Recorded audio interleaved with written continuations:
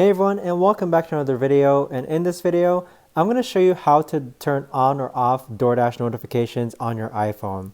So this video is going to be particularly useful for individuals. Let's say that you no longer want DoorDash notifications on your iPhone. How do you actually turn them on or off? Now this video is also going to be short, sweet, and simple, guys. There's not going to be a lot of steps involved, but the way to actually do this is that you're first going to go onto your iPhone and then find your settings tab, which is this gray icon here. So click on your settings tab. Now on this page here, you want to scroll down to where it says notifications. So click on notifications. And then on this page here, you have your applications listed in alphabetical order. But if you go ahead and scroll down and find your DoorDash app, click on your DoorDash app. And then on this page here, you'll see that you have the button called Allow Notifications. Right now, mine is highlighted green, which means that I have notifications turned on.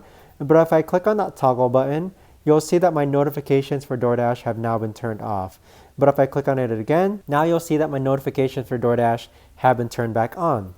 But that right there, guys, is the best and easiest way that I know of to actually go ahead and turn on or off DoorDash notifications on your iPhone.